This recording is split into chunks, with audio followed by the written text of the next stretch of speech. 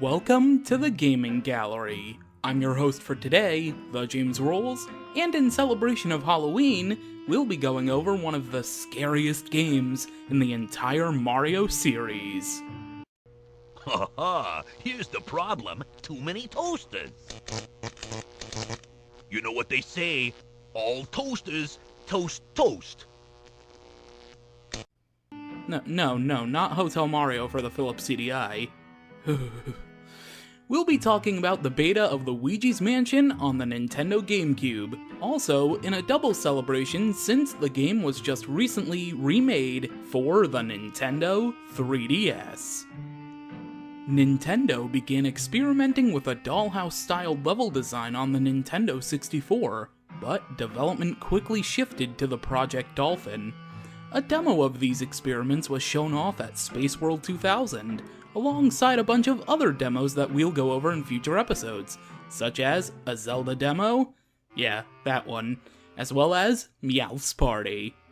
After seeing the positive feedback on the demo, Nintendo decided to make Luigi's Mansion a launch title for the GameCube. Several designs for the mansion were considered, including a dollhouse, a Japanese house, an apartment complex, a prairie, a desert mansion, and quite possibly the coolest idea ever, a ninja mansion. These would have all been designed in mind to fit more easily with the rest of the Mario universe. But in the end, the realistic-looking spooky western mansion of spookiness was chosen for the final game.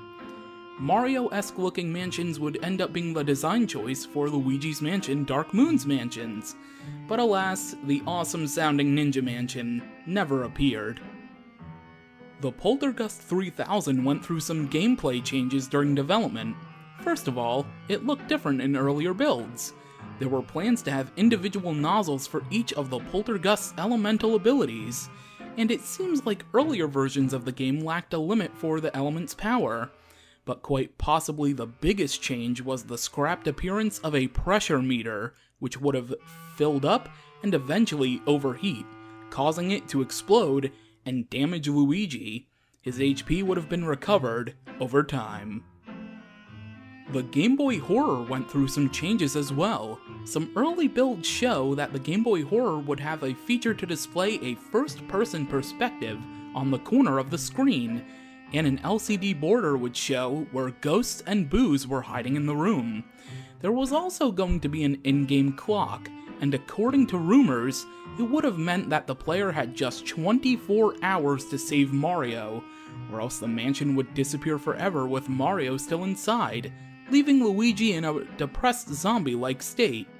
Some sources suggest this was only meant for demos, as EGAD sends you to the title screen when it reaches 1:30, but evidence of the time limit can still be found in the final game's code. There's a popular rumor surrounding an unused boss ghost that we'd like to address before going over more evidence-backed unused data. This rumor claims that a hunter ghost was planned to appear in the Safari Room, who would have wanted Luigi's head as a trophy, but this was scrapped as it was deemed too scary. This rumor originated from a Nintendo Power magazine in October 2001. An article for Luigi's Mansion had this to say about the Safari Room. When your ghoul-busting mission takes you to the trophy room, proceed with caution. However, this hunter ghost doesn't appear in the game's code, and considering this article was released following the release of the game in Japan, this would have been written long after Nintendo decided to remove the character.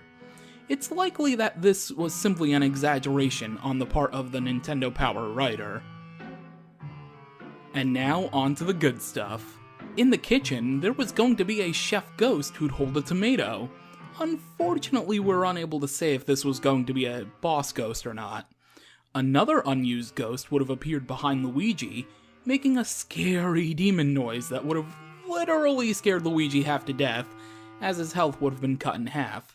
And he also would have crawled backwards uncontrollably as if he'd been possessed. Yeah, quite scary. A neat little detail though is that the heart on Luigi's HP meter would have beaten faster after this attack. Over time, Luigi's health would recover fully. And oh yeah, At one point, his health would have originally been displayed as a fraction, so that's pretty neat.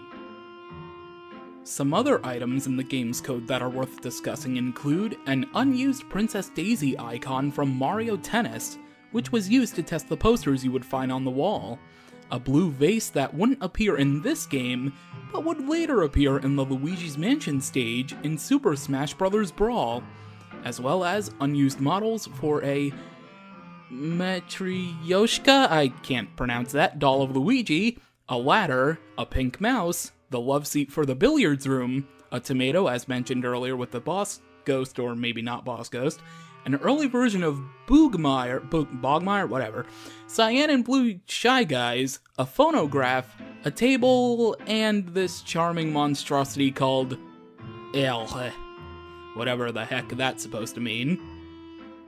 There are also unused dialogue boxes for Bowser, Green Toad, a golden ghost, and Mario, who also has an unused model in the code that differs from the one used in the game's ending, as its proportions are stretched to Luigi's. It's labeled as B Mario, and he even has backstraps for his own Poltergust. Could this mean that Mario was going to be playable at one point? Maybe in a multiplayer mode? No one really knows, of course, except the people at Nintendo who actually made this model.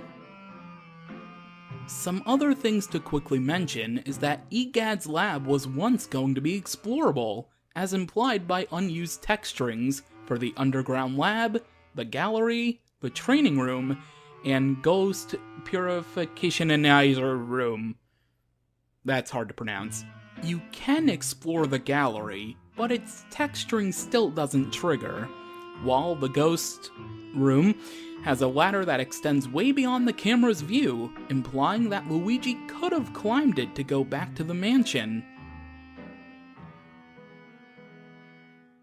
And also there are different end screens present for bad, good, and great rankings. Did you also know that Luigi's Mansion was planned to support the Game Boy Advance as a controller, and that it has the honor of being the only GameCube title to be developed to take advantage of a stereoscopic 3D graphic add-on that would have been released for the console?